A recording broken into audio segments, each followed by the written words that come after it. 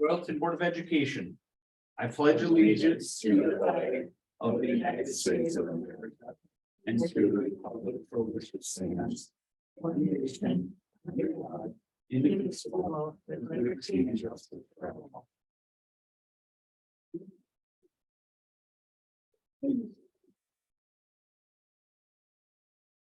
Roll call, let the record reflect, Director Hackett will not be attending tonight.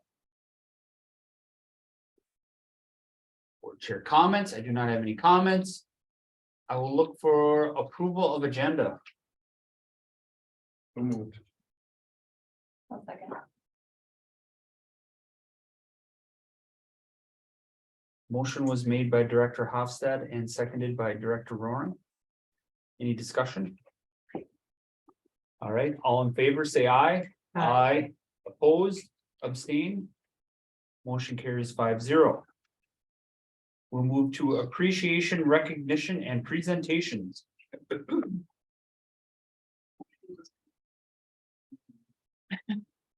timing.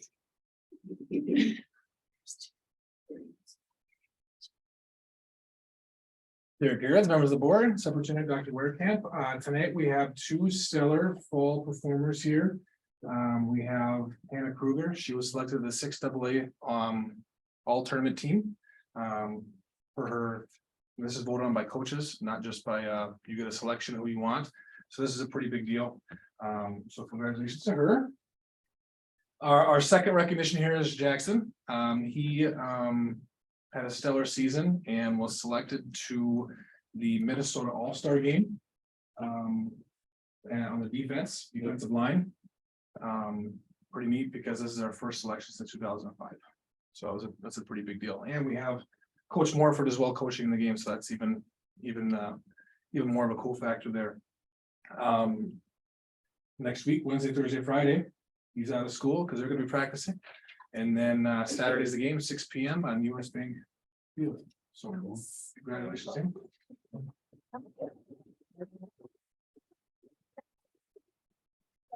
Yep.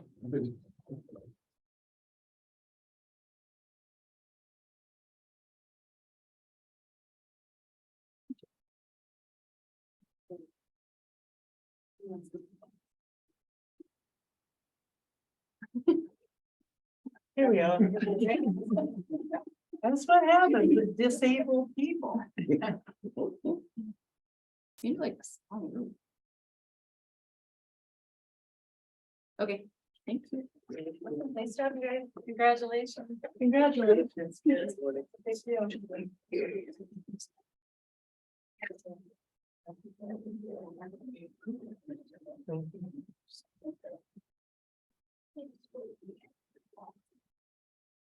Good evening.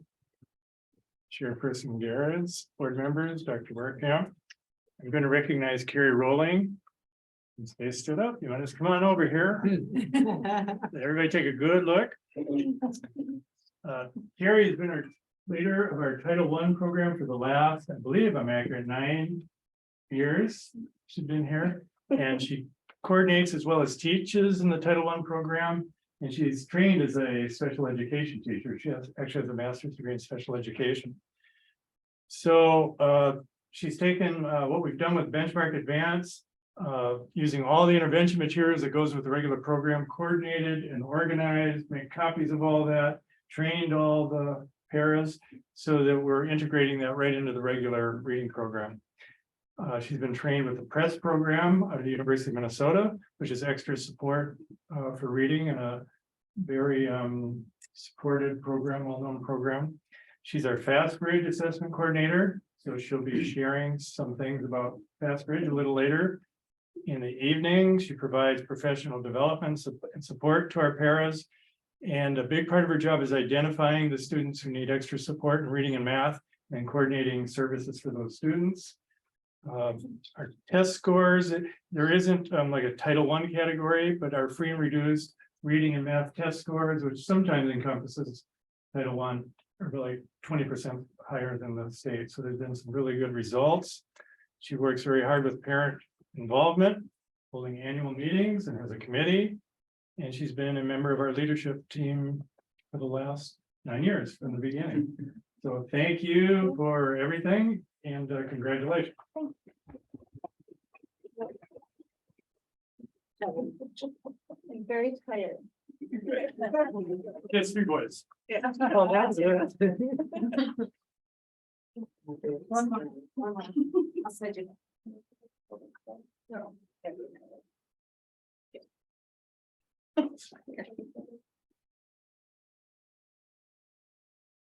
Okay. Thank you.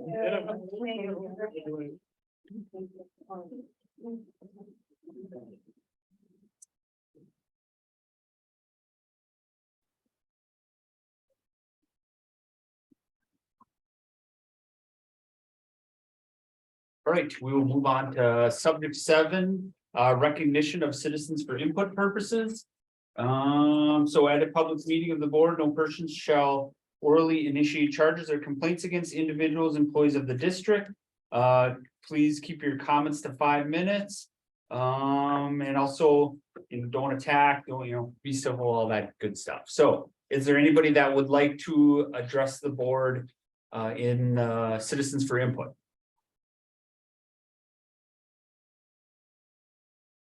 All right. I think with that, we move on to item subject 8, which was news and reports. And we go to board committee reports. Finance committee did meet. Enrollment is still up, which is awesome. So they're gonna look at doing some revisions to the budget, but still being conservative with our numbers. So making sure we don't take the full enrollment count, just cut it down a little bit. And then we have the audit presentation tonight.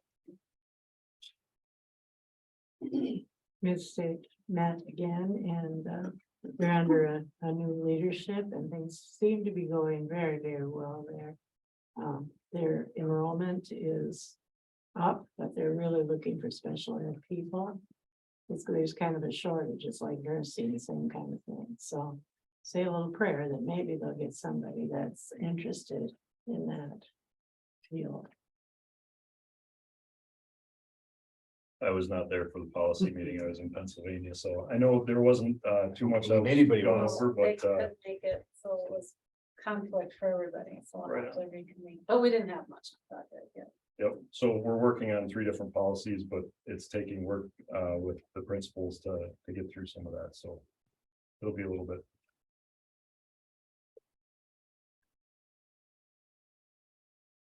8B superintendent report.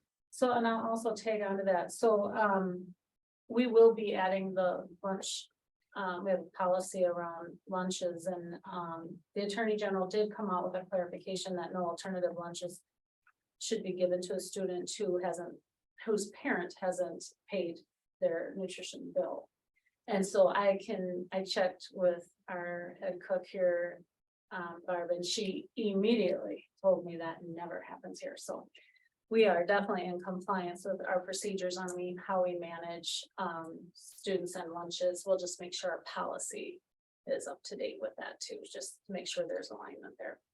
So, and then also I can just comment, I was into classrooms before the break and everybody was doing well. I think they were excited about having a little bit of a break, but definite high engagement at both secondary and elementary.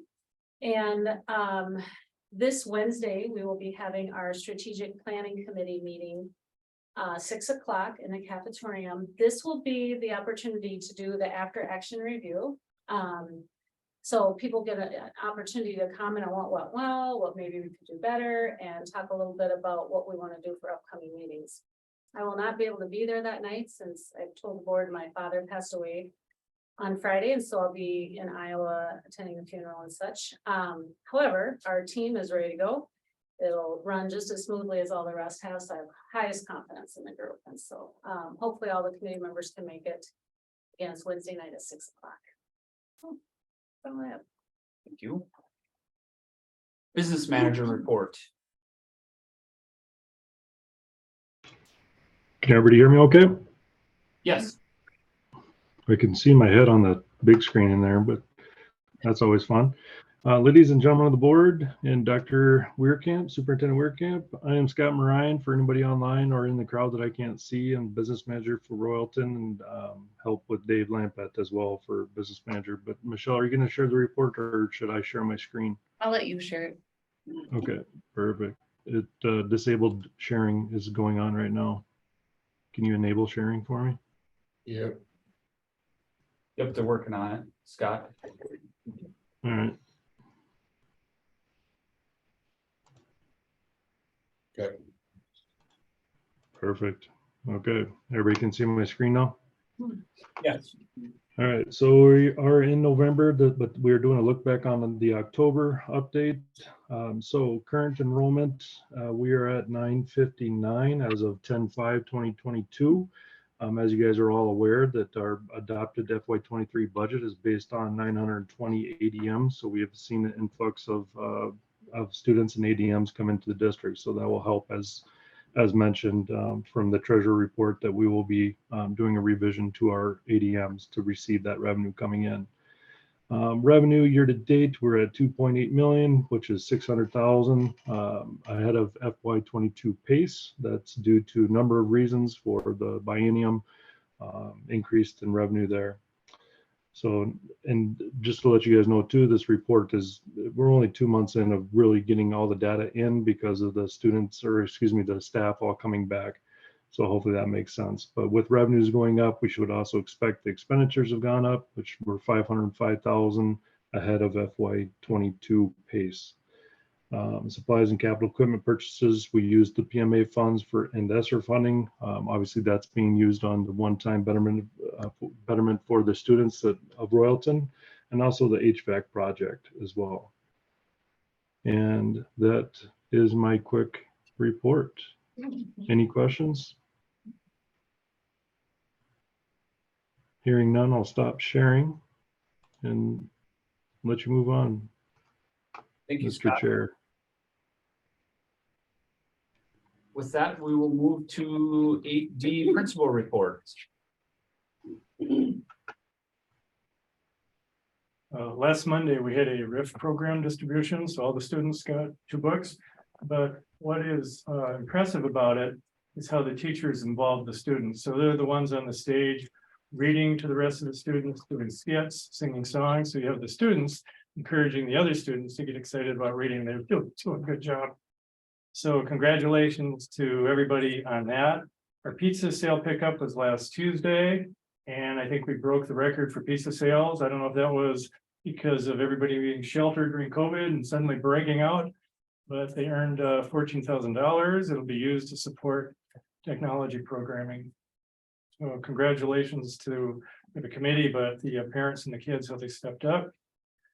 Our Christmas program is December 8th, not this Thursday, but the following Thursday at 1:30 and 6:30, and that's for grades 1 through 3. I think it's going to be really good, so you're all invited. And our PTO is sponsoring Santa Day this Saturday at 8:30 at the elementary. There's usually a really good turnout for that.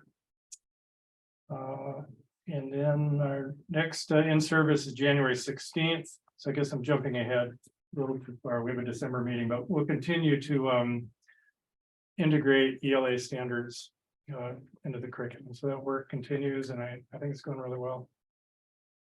Otherwise, any questions? Thank you. Student council report. Oh, yep.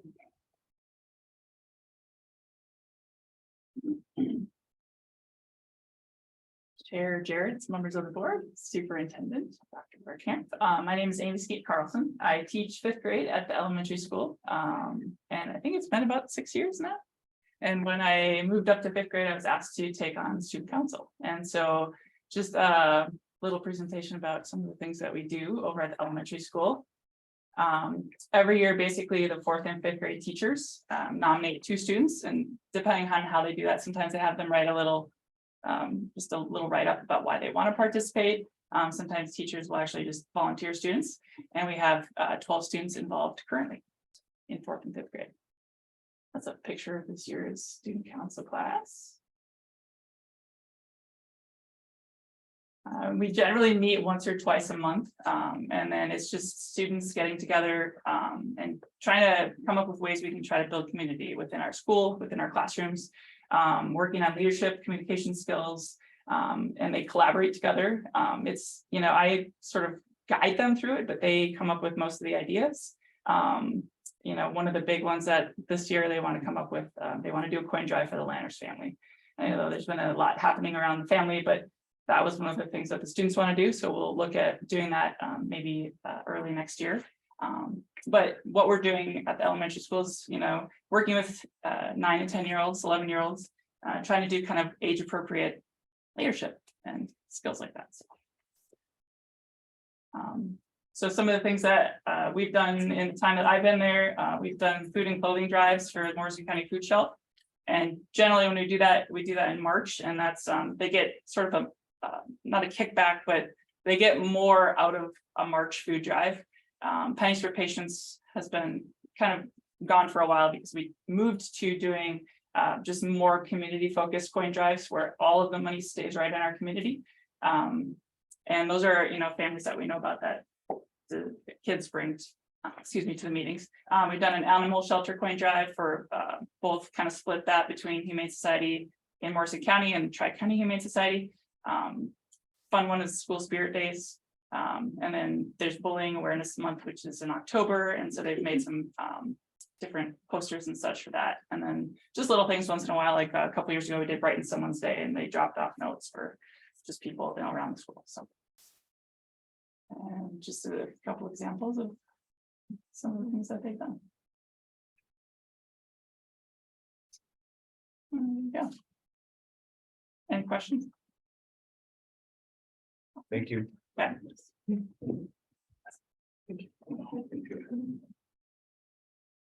Chair Garrett, members of the board, Superintendent Werkamp. We also have a presentation here I'll get to in a minute. We had fall parent teacher conferences this past month.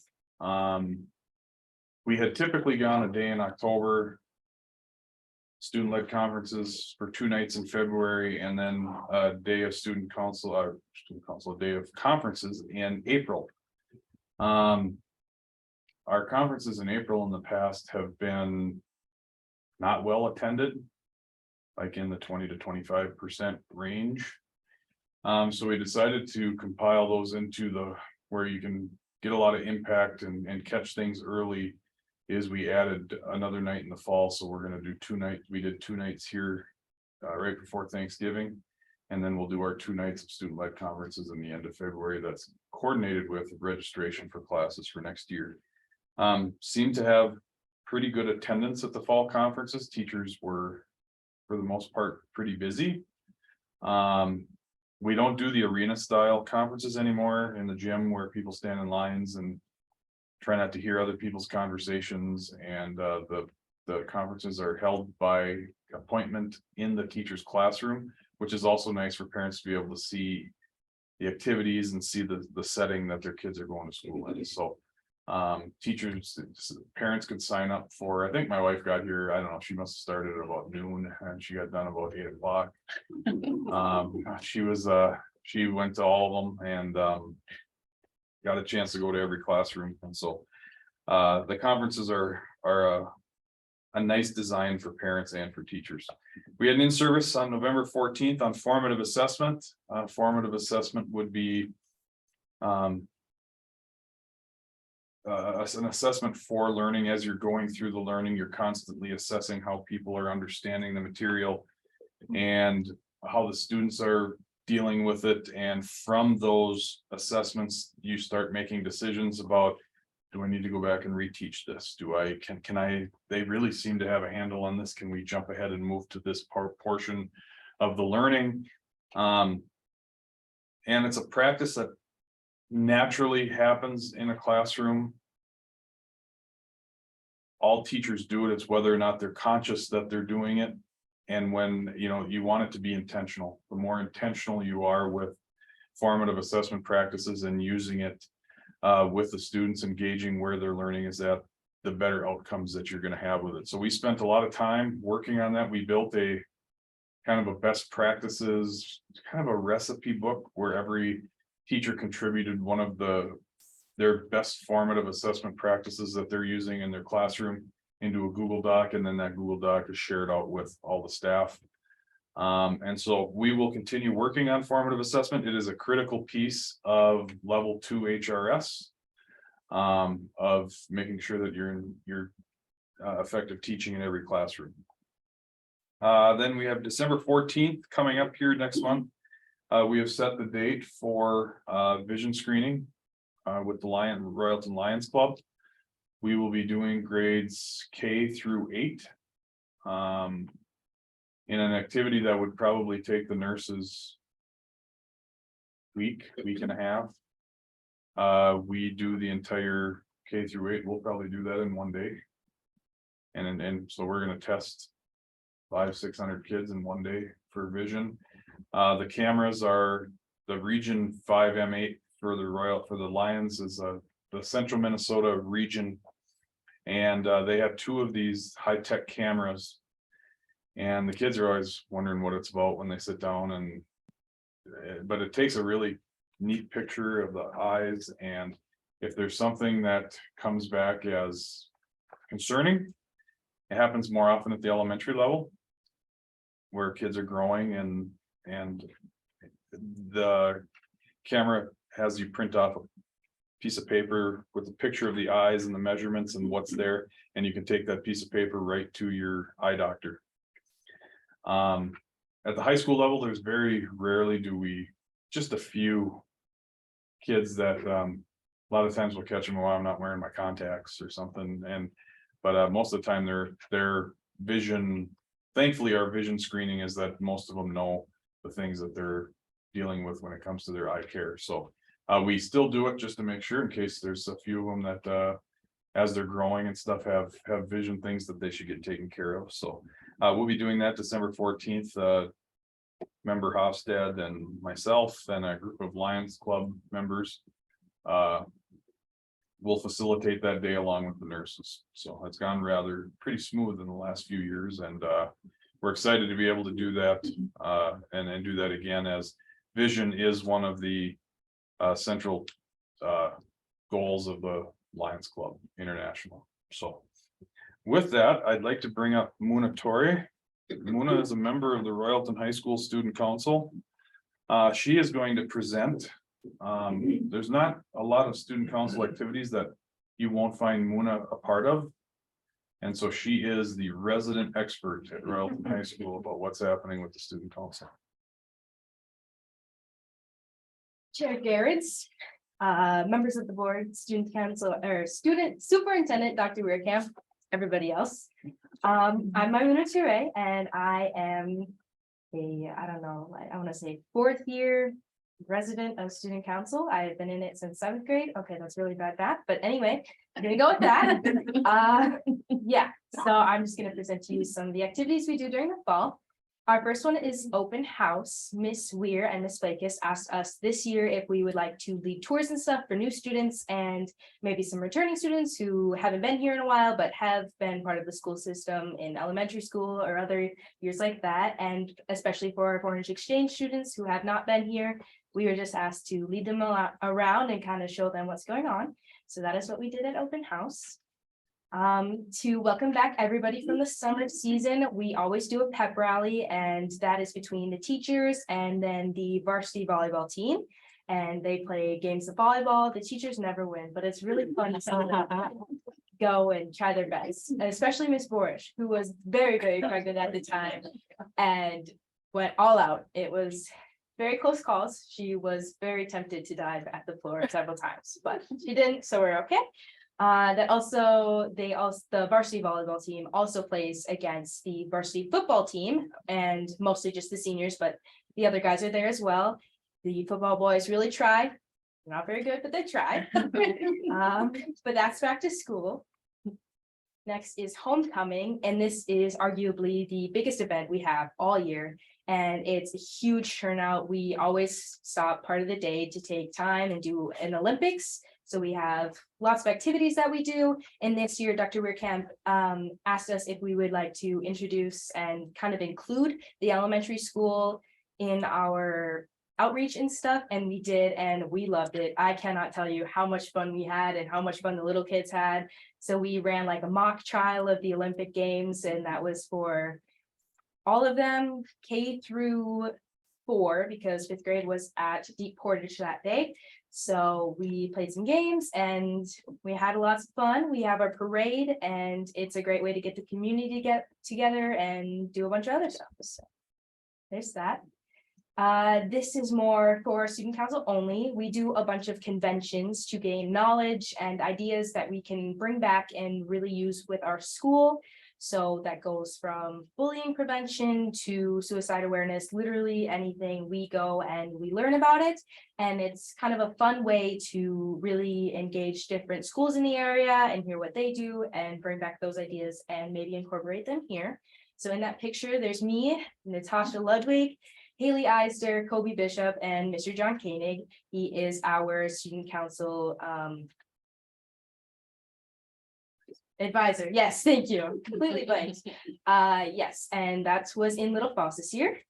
And next is Halloween, which we do a dress up day. Back when COVID happened, we did a mask competition along with a Halloween costume contest competition. And that was really fun. But since most of us don't wear it anymore, we just decided to continue on with the costume contest. And we had lots of great winners. Our best small group was some of my junior friends, and then most original was Sarah Delyden, and she was a character from a classic TV show when I was younger. So it's Victorious. I don't know if any of you know that, but that's okay.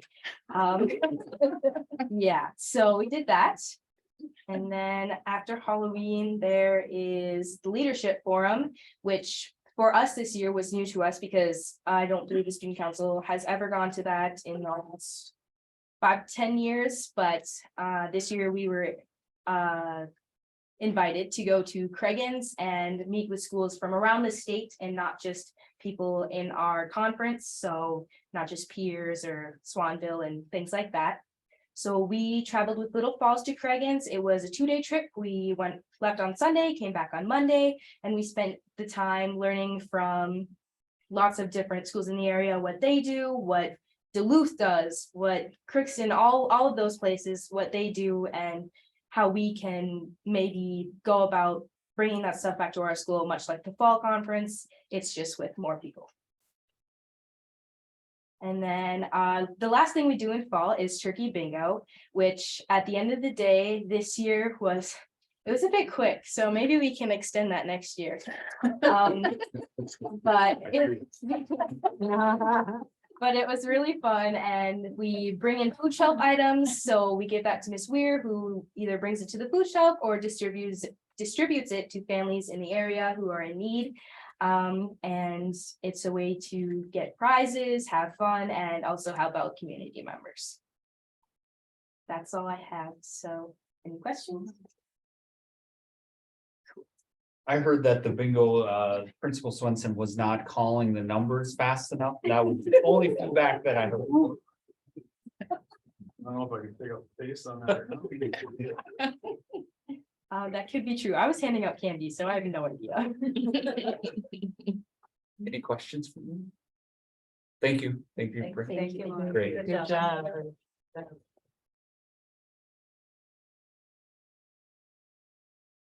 So with that, we'll move to the athletic director report.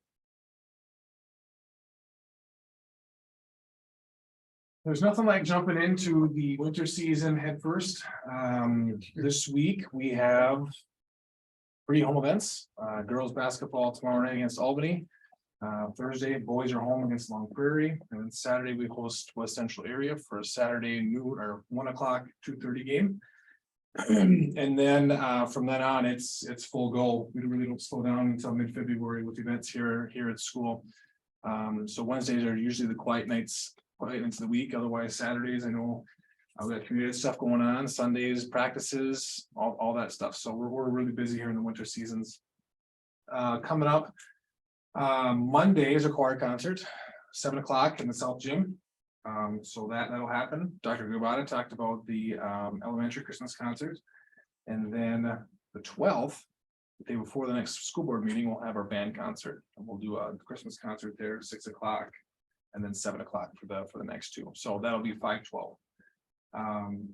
Otherwise, just kind of some fun things, the stat panels are they're in storage, but over Thanksgiving break, I got an email from AIM Electronics, and they have an opening on Wednesday to install them. So if that spot was still available, I haven't heard back, if that's, they're ready for that, we can do the Wednesday, get those done and wrap that project up. The streams are ready to go for streaming events inside. Yeah, just excited to get going. Questions? Thank you.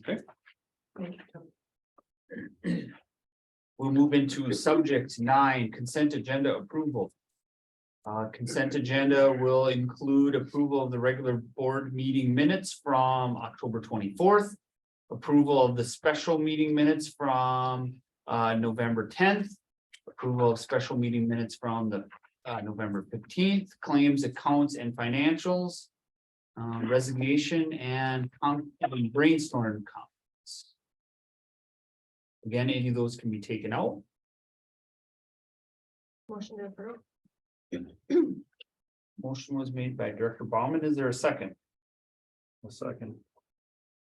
Seconded by Director Hofstad. Is there any discussion? All right, hearing none, all in favor of approving the consent agenda, say aye. Aye. Opposed, abstained, motion carries 5-0.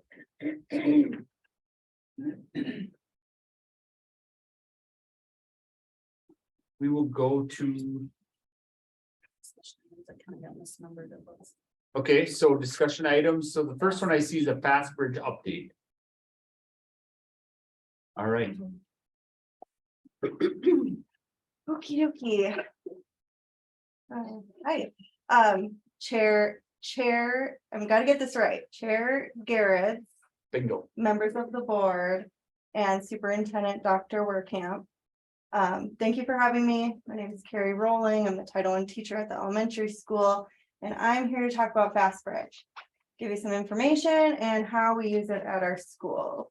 So just a little bit about background for Fast Bridge. The development began in 2005 by researchers from the University of Minnesota, which I think is super cool because we live in Minnesota. It has different types of assessments, and the assessments are used to screen and inform Tier 1 instruction. The effectiveness of that, it's used to pinpoint students and skill groups for interventions, as well as monitor progress to ensure that all students are growing in their academic, reading and math, or the social, emotional, and behavioral screeners that they do. So next one. The elementary school has been using Fast Bridge for a number of years, and the middle school just started this year.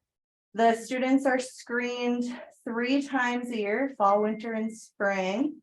The teachers use the information that they get from the screeners to inform their instructional decisions in different settings. And the Read Well by 3rd grade report that we have to do for the state of Minnesota has a place in there where we need to send them some scores for the dyslexia screening and the early reading assessment for nonsense words, and then the CBMR assessment, which is reading fluency. Those scores are put into that report. So there's that. These are this year's Fast Bridge screening assessments for the elementary school. And you can see which grade levels are taking which assessments and when they're taking them for fall, winter, spring. We can pass up to the next one. This is a detailed explanation of what the assessments are, but I'm just going to give you a brief. The A reading and A math, They assess the broad reading and math ability for the students. Early reading tests, they screen the foundational skills for reading, so things like letter names, letter sounds, some phonemic awareness, screening in there as well. CBMR is reading fluency, where the students will read a passage for a minute. And so you would count how many words the students are reading correctly for that minute. And auto reading is another screener for automaticity of various reading skills such as decoding and encoding. And in our building at the elementary school, we use that for second, third, and fourth and fifth grade students, so starting at second grade. Whereas early reading is like kindergarten and first. So next one. So FastBridge uses benchmark scores and norms. And so we use them when interpreting the data as well as teachers. The benchmark scores are cut scores, and they're used to identify the risk categories. And the risk categories for FAST would be indicated as high risk with 2 exclamation points, some risk with 1, low risk, and then there's the college pathways. And it gives you kind of the percentiles, which correlate with the norms. So the norms indicate how the students are ranking relative to their grade level peers nationally and locally. So we're able to look at all of that in the FAST program. So, yep, that's good for that slide. So I'm going to give you some examples of some of the reports that teachers can see after the students are screened. And again, these here are the grade level and classroom data reports. These reports help the teachers to make those informed instructional decisions for the grade level standards that they're teaching. They can determine if there's a grade level or class-wide intervention that's necessary, and I'll kind of show you some of those as well. But up here we have the colors red, yellow, green, blue. That is an example of a grade level national norm percentile. It's just showing you a grade level and how the students scored with using the normatives there. And it also shows you the fall, winter, spring too. So it kind of is a nice visual to see where everybody's at. The next one with the stars and exclamation points, that one is an example of what a classroom teacher would see. And it shows all of their students in their classroom, and that's the benchmark scores. So again, that shows like the risk levels for each of the students and the scores that they got. It can also help to see, because up there you see the fall, winter, spring, so you're able to see if what types of progress is being made throughout the year too. So next one. This is a favorite report for the teachers at the elementary school for reading. It's called the Screening to Intervention Report. And I wanted to give you a quick look at what a grade level report would look like, and that's the one on top. And what this report does, it takes the 3 different screeners listed up there, and then they kind of correlate to determine whether or not a grade level intervention is needed. According to this data and this grade level, it says that the students are on track. Now that doesn't mean every single student in the grade level is on track. It just means that the majority of the students in the grade level are on track, and so they don't need to do an intervention with everybody in the grade. So then I took that grade level and then I went into one of the classrooms of that grade level, and then it kind of showed you within a classroom, do I need a class-wide intervention or not? And for this particular classroom, they would recommend a phonics and fluency for the students in the classroom, which means that the majority of the students are showing that they need some support. So that would be that class-wide intervention. And what's cool is that you can go to the like blue where it says go to plan. Like if you're in the FAST website, you'd click on there and it would take you directly to that particular intervention idea. Whether you use it or not, there's all kinds of interventions out there that would work. So you could use that one that they recommend, or you could find another one that has the same sort of ideas too. But it's helpful in trying to make those decisions. Next, so we're going to look closely at the individual student data reports, and for these, teachers can use the individual student data to make decisions regarding those individual students. Particularly if students need those interventions for the targeted like academic or the social, emotional, behavioral skills. And then we can also progress monitor individual students as well.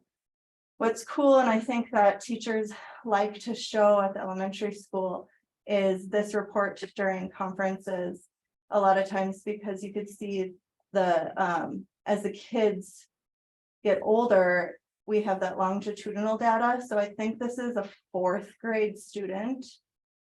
So it's showing the scores from kindergarten fall all the way through fall of 4th grade. I think that's what it is. It also shows the trends. So it's nice to see a good visual for that too. Next slide, please. Individual benchmark scores can be a good predictor for the MCAs. So we use the risk levels to indicate the probability of a student passing an MCA test. At the elementary school, we kind of have our go-to percentiles to kind of try to gear. That's like our goal to get at the 62nd percentile for reading and the 72nd percentile for math is where we would like our kids to be, because they have that higher probability of passing those MCAs. So that's that. So this is that screen to intervention report again, and I just want to show the next step where we looked at the grade level, the classroom, and now this is where we can look at it with an individual report and individual students. There's 4 students up there, and so they took those 3 screeners.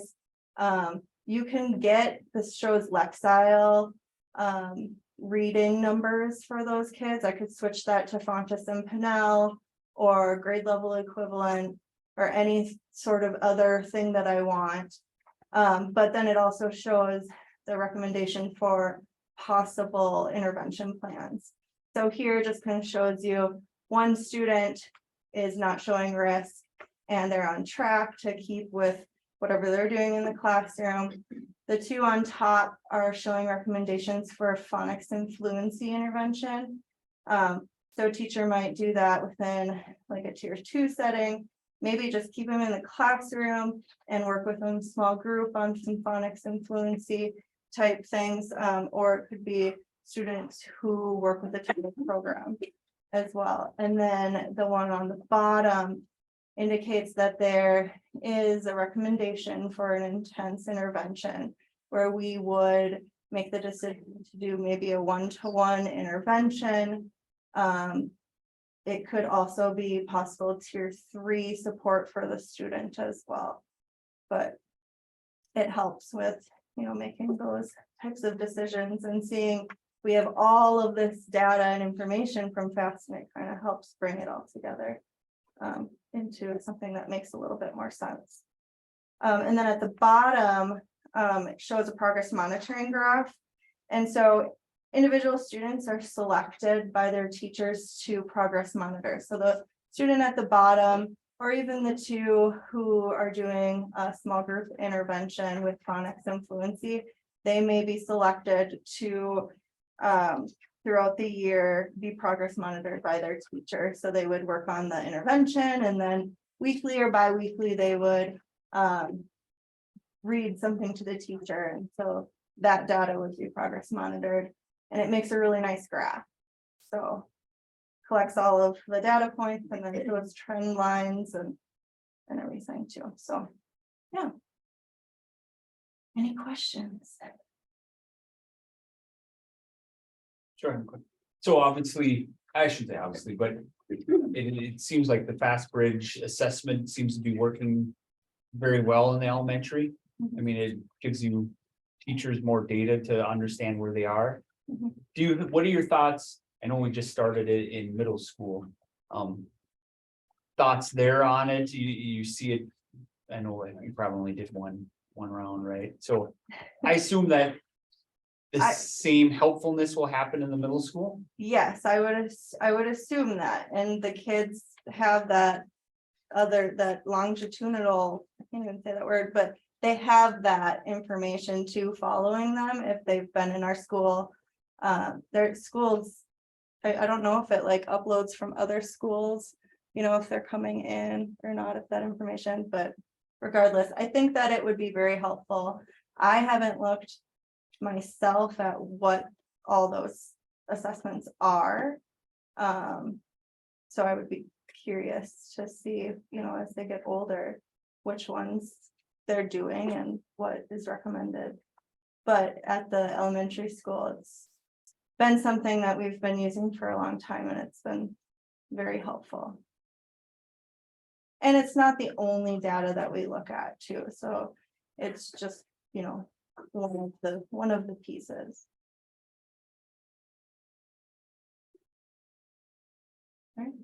Any other questions?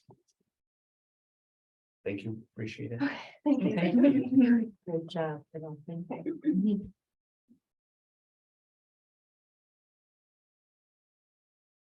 We'll move to subject 12 preliminary audit report.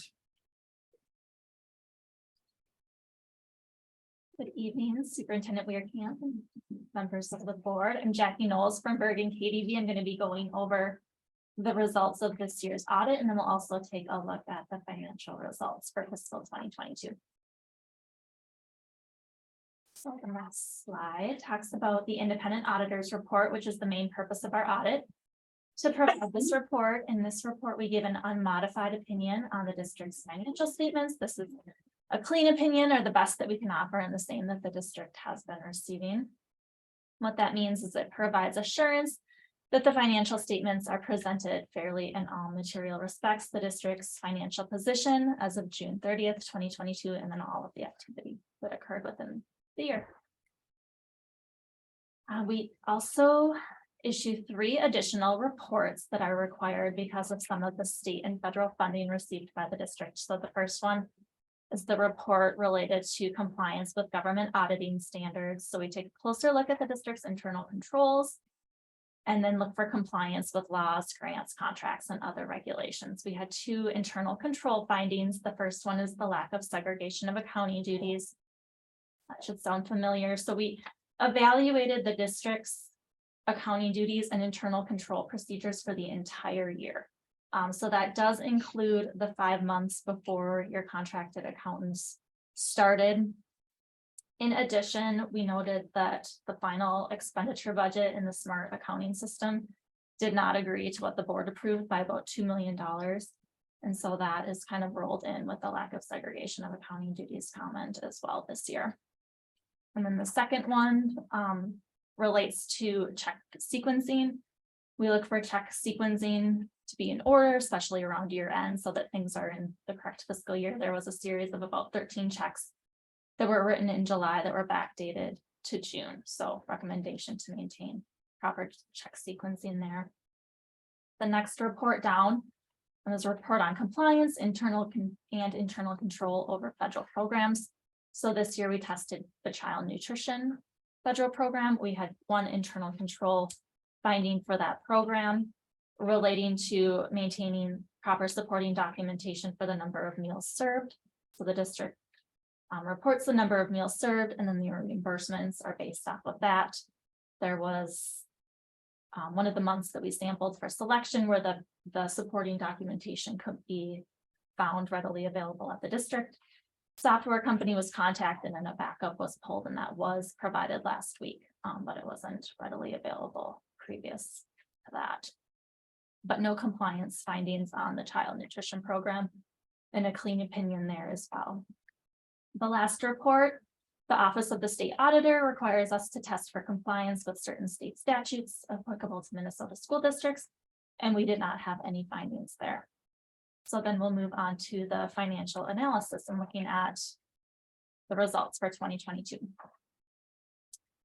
So we start off looking at general education aid, which is the largest source of funding for the district. And one of the main contributing factors is the basic formula allowance, or the main basic piece that you get per student served in the district. And you can see for 2022, that was up 2.5%. That is the largest increase that the district has received over the last 10 or so years. And then the next slide, we have a few slides that are going to look at your student counts. So the other main contributing factor. So this is going to be your resident students. The public school students who reside in the district boundaries, regardless of where they're going to school. You can see for 2022, that was up about 22 students in total. You look back over the last 5 years, fairly consistent overall, an overall increase back from 2018. And then on the next slide, we have the weighting factors. So those have remained the same. Secondary students, so grades 7 through 12, are weighted at 1.2, so you get a little bit more money for those older kids. And then applying those weighting factors, and then accounting for the effects of open enrollment is where you get your pupil unit number, or your PUN. And that in total for 2022 was down slightly from the prior year, mainly due to changes in the open enrollment. So residents going elsewhere was down, but so was the non-residents coming in. And then this next slide just shows the changes in your resident ADM, and then the blue is going to be that pupil unit number over the last 5 years. So some ups and downs, but overall, both of those have remained pretty consistent if you go back to 2018. So then we'll get into the revenue amounts, and we can kind of dig into how those numbers impact your revenue for this year.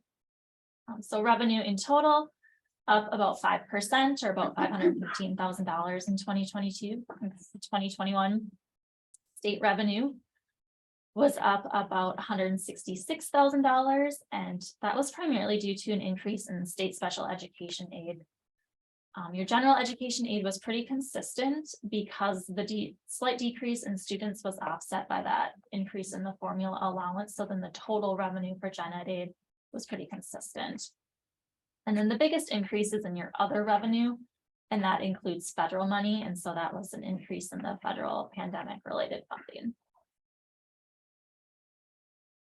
This next slide is going to show your budget to actual results for the general fund. So that first column with dollar figures is the original budget that the board would have approved back in probably like June 2021 before the year started. And then throughout the year, the budget was modified or amended.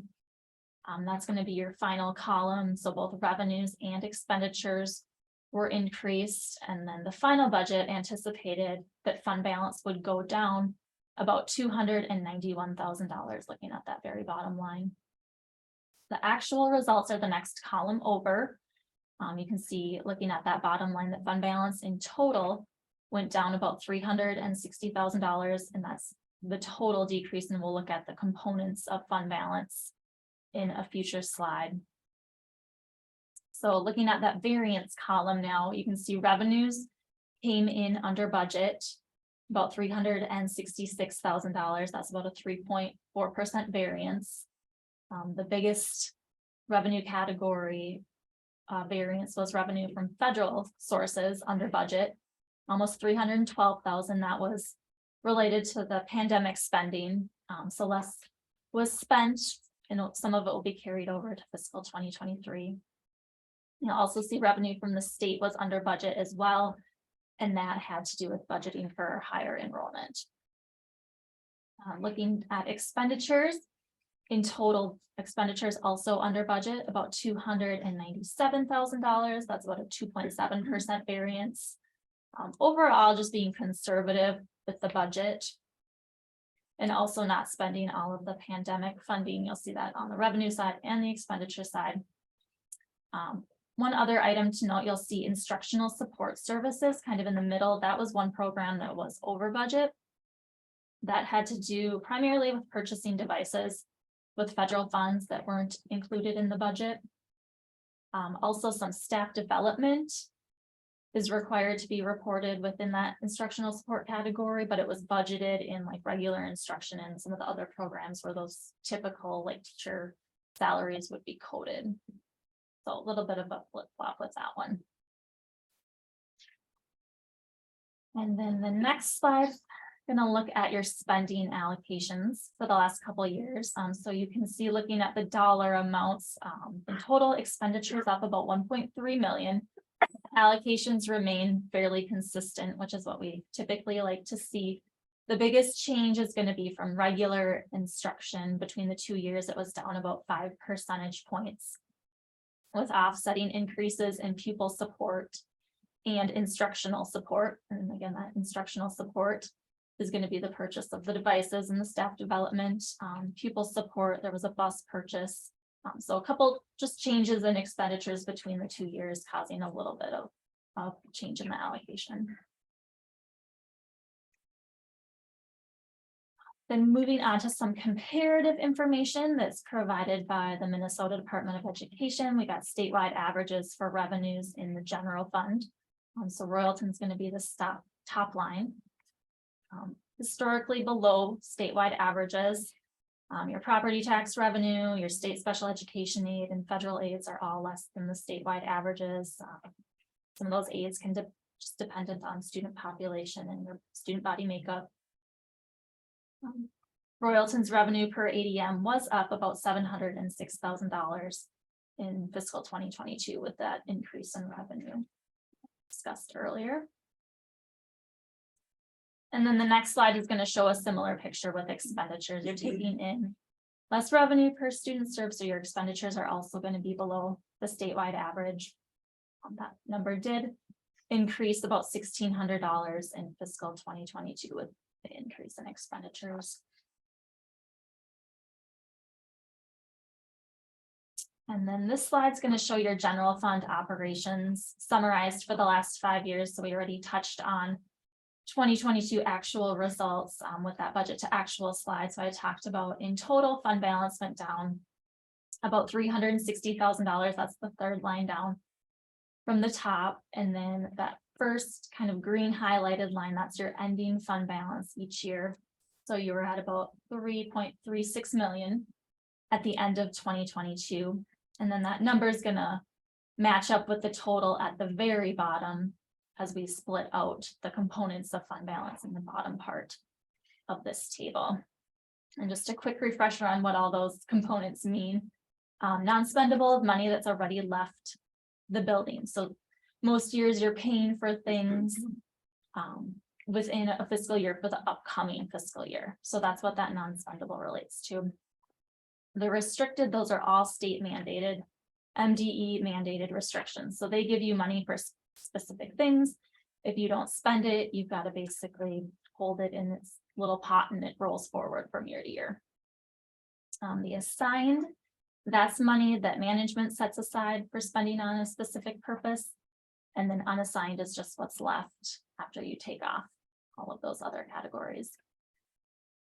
So when we look at that $360,000 decrease in fund balance, some of the more significant changes, staff development was down, talked about spending on that in 2022, and that's fairly common across districts this year during the pandemic, but not a lot of staff development stuff going on.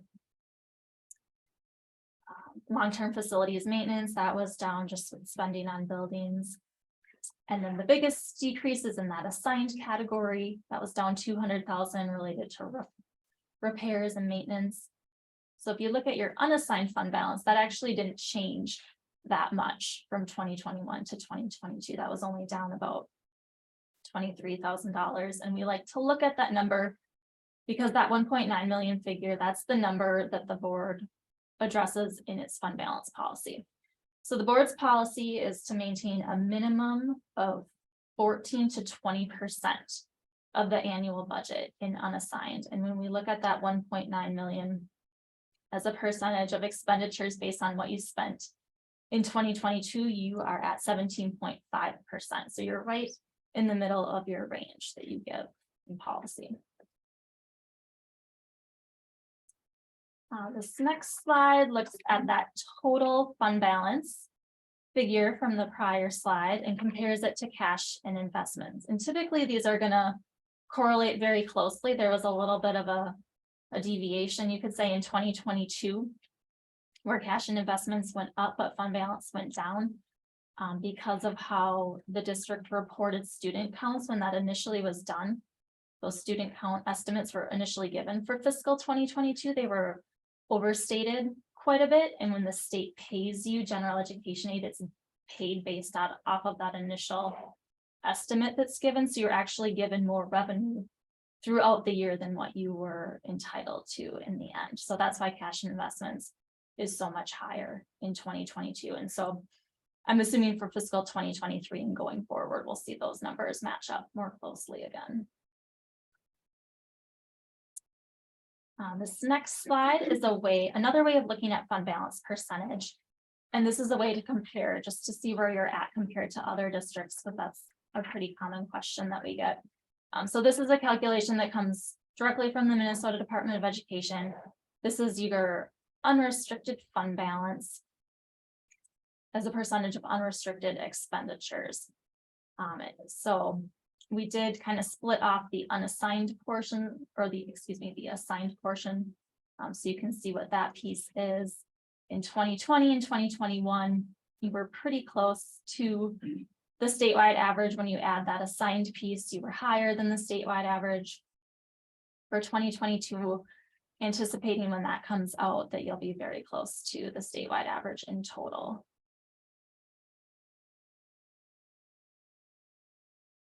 And then we'll wrap up looking at a couple of the additional funds. First up is food service. Big increase in revenues this year with an increase in the number of meals served. And also the federal reimbursement rates for those meals was up. And then on the expenditure side, an increase there as well with an increase in food costs. And then also because this fund did have those additional revenues available this year, some indirect costs were charged back from the general fund to the food service fund for the first time in 2022. So that plays into that expenditure figure here. But fund balance still up over $111,000 this year. So up almost 3 times what it was at the beginning of the year. And then the next slide is the community service fund. And this fund also reported a big jump in revenues and expenditures just as programming returns to more typical levels after the pandemic. But fund balance up almost $72,000 as a result of 2022 activity. So healthy position in the community service fund, including all of the different programs in this fund, including community ed, ECFE, school readiness. And then the very last slide just takes a look at debt service. Kind of hard to see, but the very last year is going to be 2036. So there was no new bonds, of course, issued in 2022. So it just shows what the remaining payments are. Principal in blue and interest in green.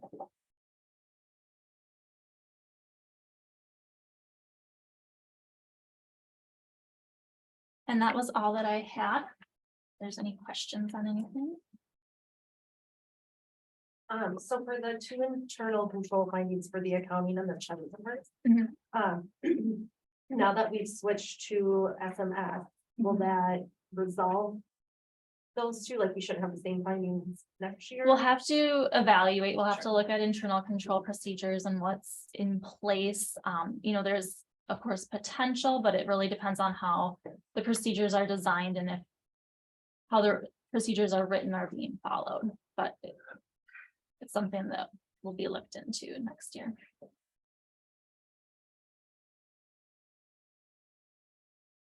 Other questions for Jackie?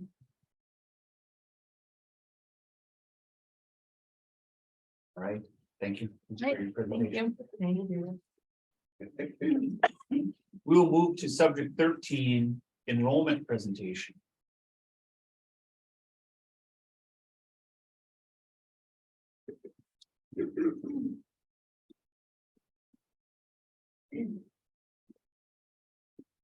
That would be me.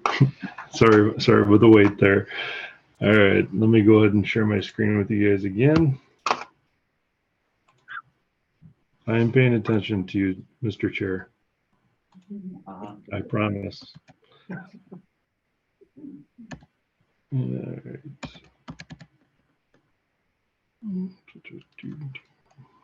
1 second here.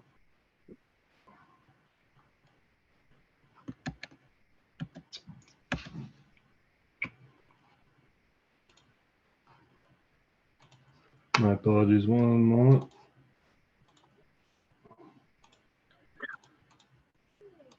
I must have turned it off. 1 second. There we go. All right. So sorry about the wait there. But tonight we're going to talk about the Royalton Public Schools enrollment.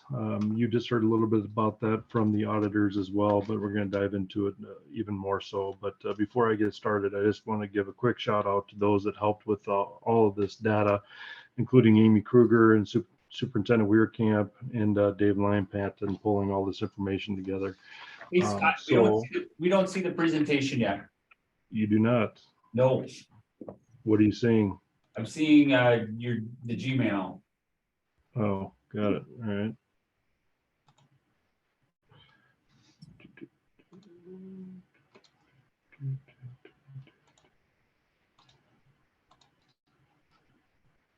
Got it. Got it. All right, perfect. All right, thank you. Thanks for letting me know.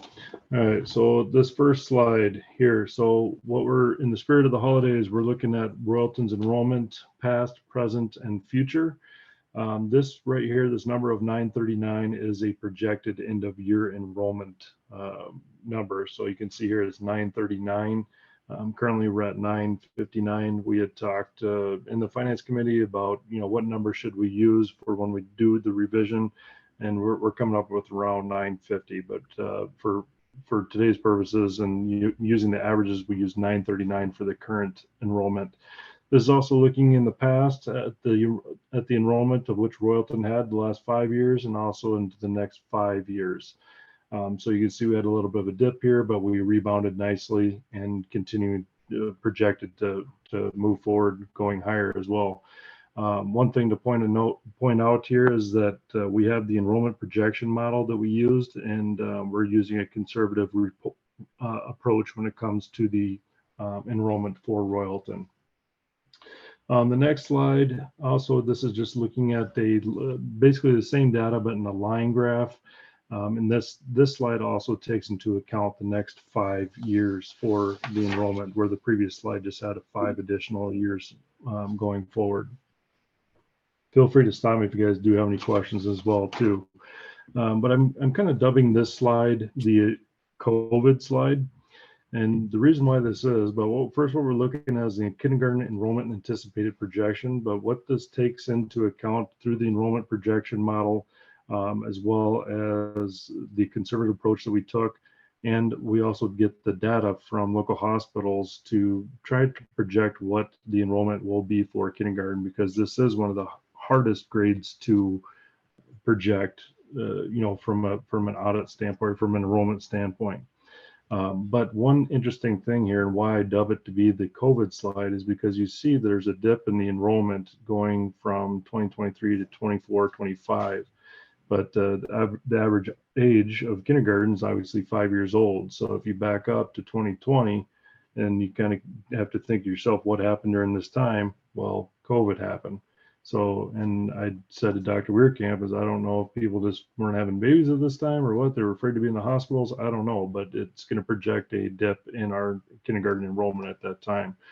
And then it does go out to 2023, but this starts to fall out flat because obviously these kids aren't born yet. So, we're trying to take that into account is near impossible. So this is the true data, and this is the projected data based on births and enrollment projection model and everything. The next slide, This does a nice job of grouping each grade level by color, and kind of gives you the idea of what each grade level is made up of and how it's made up of that particular grade, including pre-K. So we only had the data for pre-K for the last 2 years, but you can see the pre-K data for 2022 is quite a bit.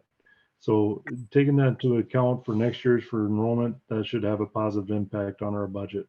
But separating these out by each school, so you guys can take a look at that.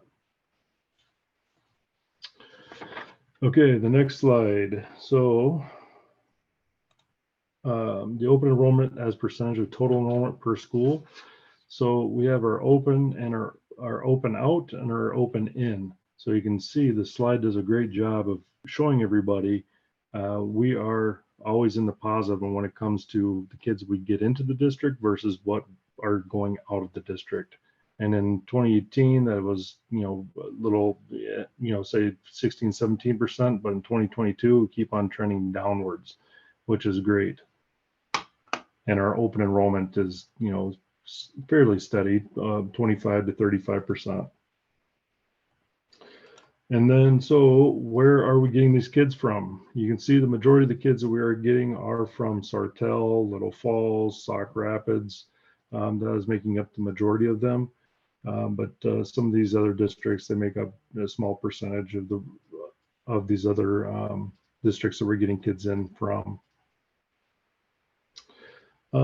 So if we're getting kids in, we must be getting kids out. So you can see here on this particular slide, the majority of these kids are going to Pierce or Holdingford.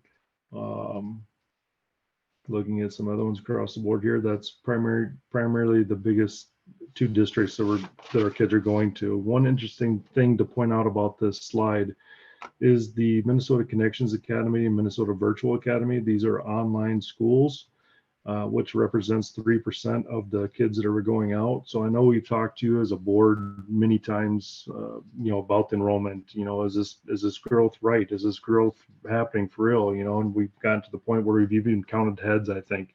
But what's interesting about this is if you take that 3% of the online kids, is they continue to come back from COVID, and from not doing the online, that equates to 28 kids. 28 kids in addition to what we did for our adopted budget. So as Jackie was mentioning in her audit presentation, the enrollment last year at this time, it was overinflated. So it was overinflated, therefore we got those revenues in during the first 6 months of the year. And then when I came to the district, I corrected the ADMs.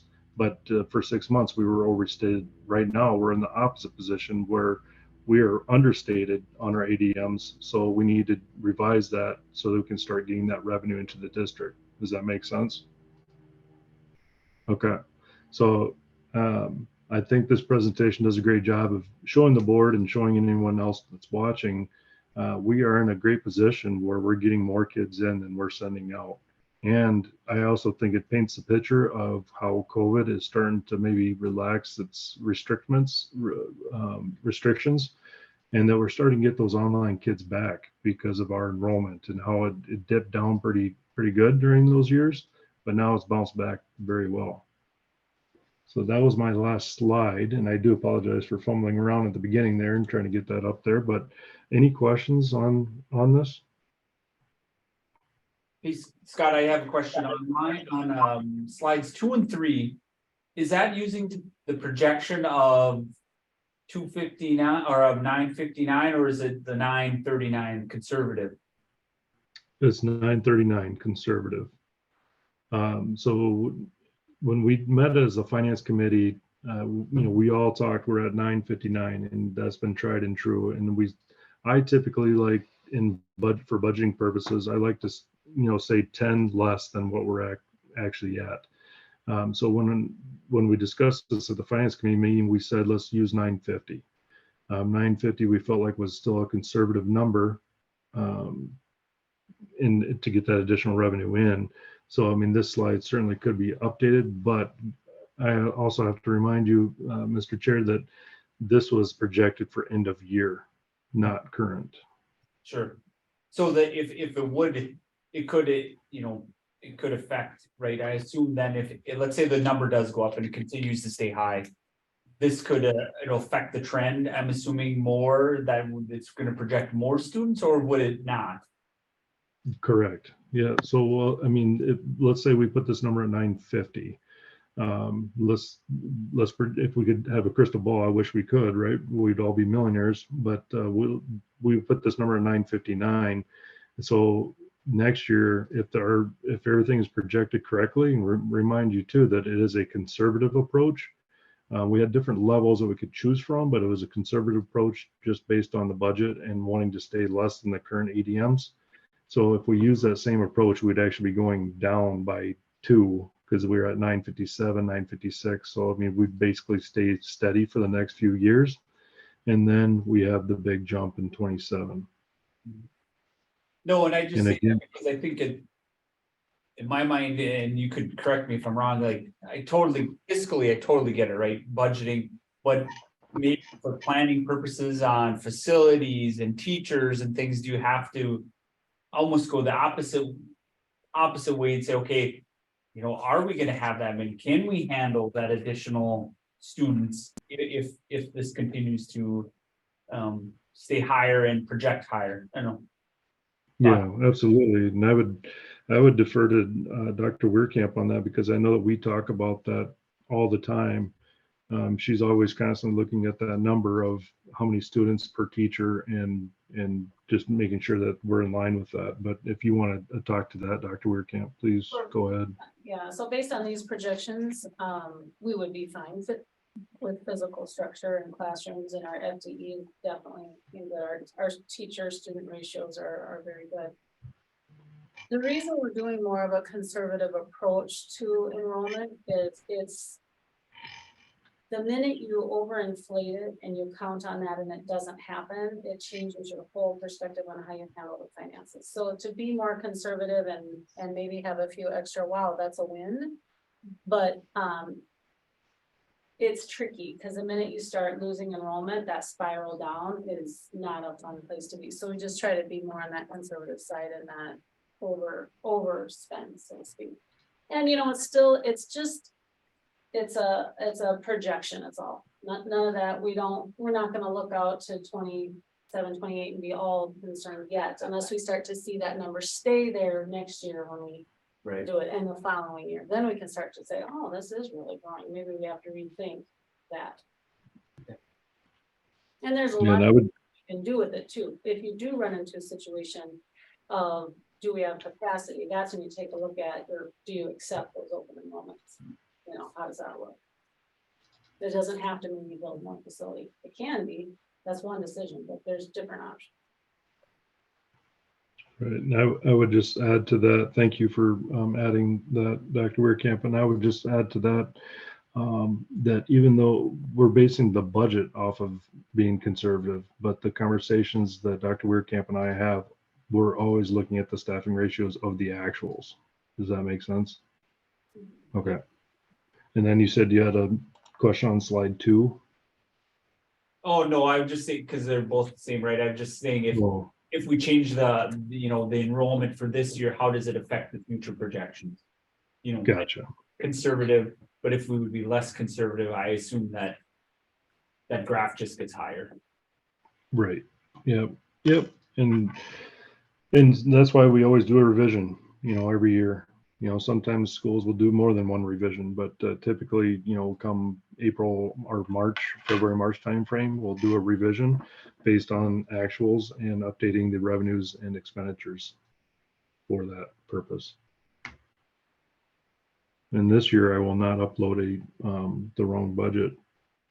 Enrollment is also tricky as well, because depending on what students come into your school can also depend on what your staffing needs are. So we've had situations where we've had to hire additional para staff because students had come in with some other needs that we had to meet. So you might only have a few new students, but you're still hiring an FTE because you need to accommodate the needs of the students. So, but we're careful to weigh that. Any other questions? I think we're good, Scott. Awesome. Thank you. Thank you. We will move to subject 14, motion to approve the renewal of the SMS contract.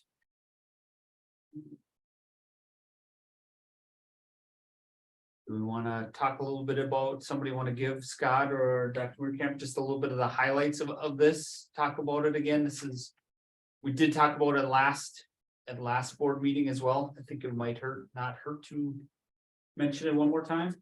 Yeah, so we'll bring forward the contract to continue the services of SMS. As you know, when our business manager left, we did post for a replacement position and weren't able to find a candidate.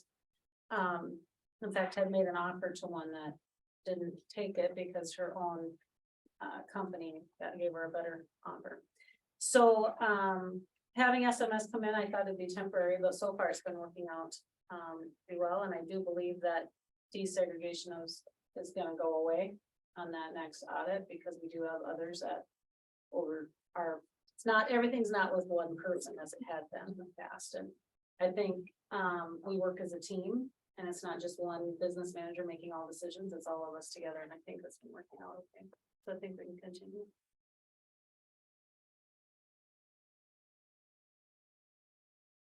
What's the length of the contract time? I believe it's 3 years.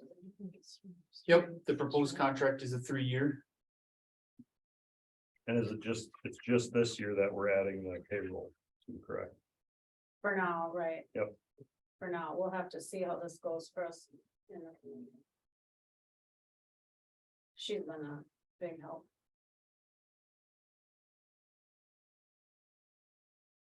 I would add to that, I would go a step further. I think that what they've done, SMS has been awesome. They've been really great. It's great that Scott's been on, Dave has been on, so I feel like, we get extra support, like the enrollment report. I don't know that I've seen that before. I mean, we've talked about it, but I haven't seen it in a nice presented report, so that's great. I do love the idea that too, the segregation of duties, right, as well. She was very careful not to talk about that we would pass or anything dependent upon if we follow everything, but I mean, the idea that, we now have additional oversight, right, where one person is in control, where potentially in a business manager, you could have that. So I've been very happy with SMS as well, so looking forward to moving forward with them, so. A motion to approve. Motion was made by Director Bauman, Second. seconded by Director Rowan. Any further discussion? All right. Hearing none, all in favor of approving the renewal of the SMS contract, say aye. Aye. Aye. Opposed? Abstained? Motion carries 5-0. So with that, we will move to subject 15, upcoming meeting schedule.